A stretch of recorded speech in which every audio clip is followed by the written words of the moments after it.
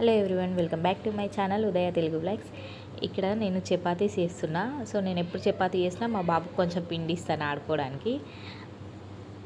So నేను 2 చపాతీస్ చేసేంత లోపల వాడు ఎన్ని చపాతీస్ చేశాడో అక్కడ పెట్టాడు. చిన్న చిన్న రౌండ్స్ చేసి చాలా సిన్సియర్గా చేసుకుంటున్నాడు.